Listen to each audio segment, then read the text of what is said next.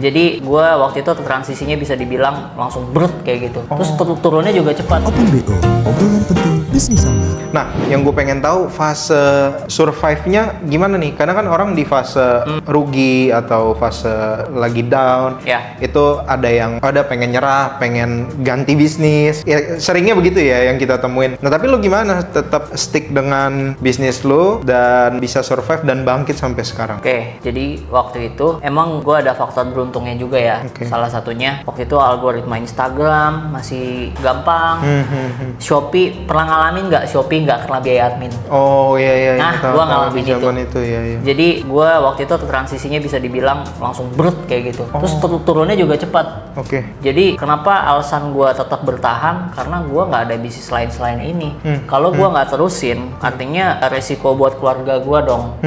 Jadinya gue nggak bisa pikirin pivot yang lain-lain karena ini legacy yang gue harus terusin gitu kan. Oke. Jadi semangat gue cuman itu aja Ju. Walaupun lagi rugi, ya beneran rugi sih.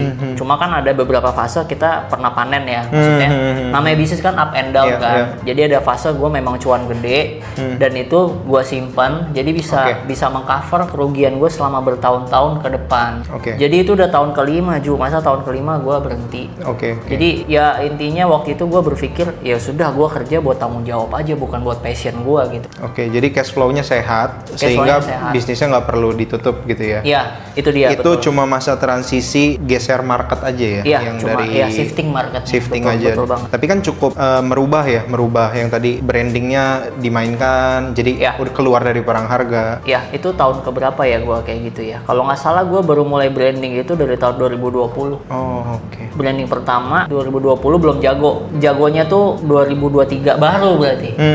Baru Iya, mulai. iya. Oke. Nah, teman-teman, ini cerita yang menarik dan mungkin singkat, tapi sedikit banyak pasti kita bisa ambil pelajaran gitu ya. Setiap bisnis pasti ada fase naik, ada fase turun, dan semoga dengan cerita dari Koega ini bisa kita ambil lah ya pelajarannya 1-2 hal gitu ya. Oke, itu aja teman-teman untuk konten Open BO kali ini. Thank you banget Koega udah Thank you, Ju. datang dan udah Thank you, ngobrol thank you. singkat. Thank you teman-teman.